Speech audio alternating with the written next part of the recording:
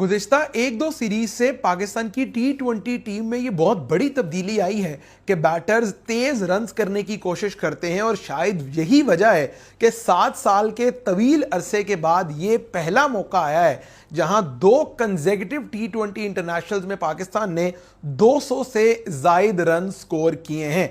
यानी पिछले 7 साल से ऐसा नहीं हो पा रहा था कि एक बार पाकिस्तान ने 200 किया तो अगले इनिंग्स में या अगले मैच में फिर पाकिस्तान 200 करे। इसका बहुत हद तक क्रेडिट पाकिस्तान की इस करंट बैटिंग लाइनअप को देना होगा जिसमें बाबर आजम और मोहम्मद रिजवान शामिल नहीं है। यानी आपने अपने बैटर्स को शफल किया, अपना बैटिंग ऑर्डर थोड़ा सा तब्दील किया तो आपको मतलूबा नताइज भी मिलना शुरू हो गए। आज कज़ाफी स्टेडियम में पाकिस्तान ने थॉरली डोमिनेटिंग यानी बैटिंग में डोमिनेट किया, फील्डिंग में डोमिनेट किया और बॉलिंग में डोमिनेट करके बांग्लादेश को एक बहुत बड़े मार्जिन से शिकस्त दी है। और यही होता है जब आप यंगस्टर्स को बैक करते हैं, यही होता है जब आप अपने डोमेस्टिक में और पीएसएल में परफॉर्म करने वाले खिलाड़ियों को तवातर से मौके देते हैं। एक दफ़ा पाकिस्तान ने एक बड़ा एक्सपेरिमेंट किया कि मोहम्मद हारिस को, जिनको तकरीबन 4 साल हो गए हैं पाकिस्तान के लिए T20 खेलते हुए, पहली दफ़ा पाकिस्तान ने उनको 2 कंसेक्यूटिव T20 मैचेस दिए।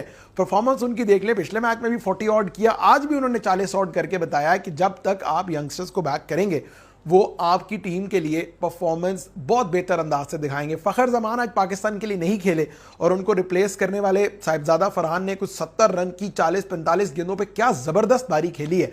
और मुझे साहिबजादा फरहान से यही गिला रहता था कि जो नेशनल T20 की फॉर्म है वो उसको पहले पीएसएल में रेप्लिकेट नहीं कर पाते थे। अब इस सीज़न उन्होंने वो कर दिया कि वो पीएसएल के जो है वो टॉप रन स्कोरर बने। हनीफ मोहम्मद कैप उन्हें मिली, जो पर्पल कैप है लीडिंग रन स्कोरर की, वो उन्हें मिली। फिर मेरा ये गिला होता था कि वो रन को रेप्लिकेट नहीं कर पाते इंटरनेशनल क्रिकेट में, अब तो उन्होंने वो भी करके दिखा दिया। आज जो 41 बॉल्स पे 75 उन्होंने किया, 4 छक्के 6 बाउंड्रीज उन्होंने लगाई, बड़ा कंपोजर उन्होंने जो है वो बेहतर अंदाज से दिखाया। साइम जल्दी रन आउट हो गए लेकिन उसके बाद कोई 10 ओवर में 100 की जो पार्टनरशिप थी, ये बहुत इंपॉर्टेंट चीज है। मिकी आर्थर हो गए या हनीफ मलिक जो नए पाकिस्तान के बैटिंग कोच हैं, शायद ये चीज अब ट्रांसपायर हो रही है पाकिस्तान की बैटिंग में कि यार आपका 50 नहीं हो रहा, कोई मसला नहीं है। You need to make sure कि आप जो मॉडर्न डे T20 क्रिकेट है 10 रन पर ओवर 9 रन पर ओवर वो आपने इन एनी केस करने ही करने हैं। अगर आप पीएसएल उठा के देख लें, वो टीमें क्वेटा ग्लैडिएटर्स हो जाए, लाहौर कलंदर्स हो जाए, इस्लामाबाद यूनाइटेड हो जाए, वो टीमें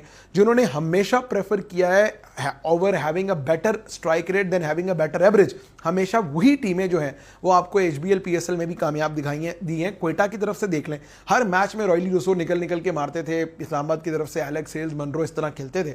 तो यही मंत्र है अब T20 क्रिकेट का। फिर हसन नवाज, यार क्या फाइंड है पाकिस्तान की और क्या टर्न अराउंड है उनके करियर का। 5 मैचेस उन्होंने न्यूजीलैंड में खेले, 1 सेंचुरी और बाकी किसी भी मैच में 1 से ज़्यादा उन्होंने रन नहीं किए। फिर पीएसएल आता है, उनका बैटिंग ऑर्डर, किसी का अल्लाह भला करे, वो बैटिंग ऑर्डर उनका तब्दील होता है, 4थे-5वें नंबर पे वो बारी करते हैं और उनकी तो जैसे निकली पड़ी है भाई। पीएसएल में परफॉर्म करके प्लेयर ऑफ द टूर्नामेंट बने, दोनों मैचेस में पाकिस्तान के लिए बड़ी उम्दा बारी खेली। आज का 50 तो बहुत ही खास था उनका, जिस तरह उनकी शॉट्स लग रही थी और उनकी बैटिंग में ना, उनकी बैटिंग में कामनेस दिख रहा है, कंपोजर दिख रहा है, लेकिन सबसे बढ़ के हसन नवाज की बैटिंग में कॉन्फिडेंस दिख रहा है। और ये कॉन्फिडेंस तब आता है when you are coming on the back of good performances. मैं अक्सर पीएसएल में भी जिक्र करता आया हूं बाबर का, रिजवान का, उनकी बैटिंग में स्किल तो है, कंपोजर तो है, लेकिन वो कॉन्फिडेंस नहीं है। और वो कॉन्फिडेंस क्यों नहीं है?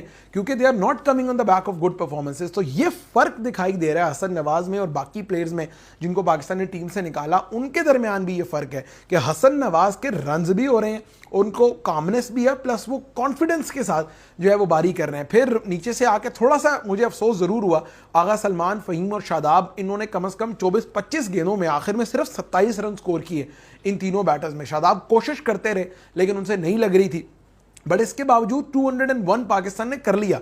और ये 201 कोई खास ही स्कोर है कज़ाफी में भाई। पिछले तीनों T20 इंटरनेशनल, जो T20 अब आप पीएसएल का फाइनल ले लें और 2 T20 इंटरनेशनल, इसकी पहली इनिंग में जो बैटिंग करते हुए स्कोर लगा है वो 201 ही लगा है। और तो ये भी एक बड़ा ही यूनिक रिकॉर्ड जो है वो कज़ाफी स्टेडियम लाहौर में, और तीनों मैचेस में आपको अच्छी क्रिकेट जो है वो देखने को मिली है। But when it comes to bowling, तो शुरू में तो बहुत अटैक किया, आगा के ओवर में 19 लग गए, फिर दूसरे ओवर में भी बहुत ज़बरदस्त चार्ज किया, बट बांग्लादेश की मुझे मेरी समझ से बाहर है जिस तरह की वो क्रिकेट खेलते हैं। 4 ओवर के अंदर अंदर 7 विकेटें उन्होंने गवा दी।